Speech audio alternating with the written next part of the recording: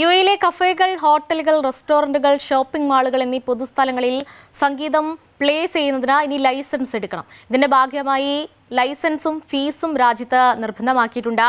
സംഗീത സംവിധായകർ, ഗായകർ ഉൾപ്പെടെയുള്ള അർഹരായവർക്ക് റോയൽറ്റി ഉറപ്പാക്കുക എന്ന ലക്ഷ്യത്തിലാണ് പുതിയ നടപടി. Dubai ബ്യൂറോയുടെ report.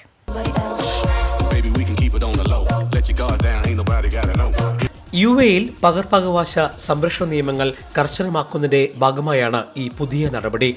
യുഎ സാമ്പത്തിക മന്ത്രാലയമാണ് പ്രഖ്യാപനം നടത്തിയത്. ഇതിന്റെ ഭാഗമായി കഫേകൾ, ഹോട്ടലുകൾ, റെസ്റ്റോറന്റുകൾ, ഷോപ്പിംഗ് മാളുകൾ എന്നിവിടങ്ങളിൽ സംഗീതം പ്ലേ ചെയ്യുന്നതിന് ഇനി ലൈസൻസ് നിർബന്ധമാണ്.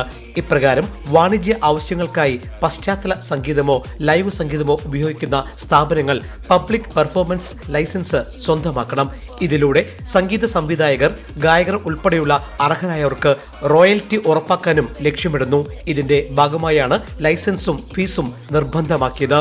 ഇതോടെ ലൈസൻസ് ഇല്ലാതെ പകർപ്പവകാശമുള്ള സംഗീതം വാണിജ്യ സ്ഥാപനങ്ങളിൽ ഉപയോഗിച്ചാൽ നിയമലംഘനമായി കണക്കാക്കും. ഇത്തരക്കാർക്കെതിരെ പിഴ അടക്കമുള്ള നിയമ നടപടികൾ സ്വീകരിക്കുമെന്ന് അധികൃതർ വ്യക്തമാക്കി. സ്ഥാപനത്തിന്റെ വലുപ്പം, ബിസിനസ് സ്വഭാവം, സംഗീതം ഉപയോഗിക്കുന്നതിന്റെ രീതി എന്നിവ കണക്കാക്കിയാണ് ലൈസൻസ് ഫീസ് നിശ്ചയിക്കുക.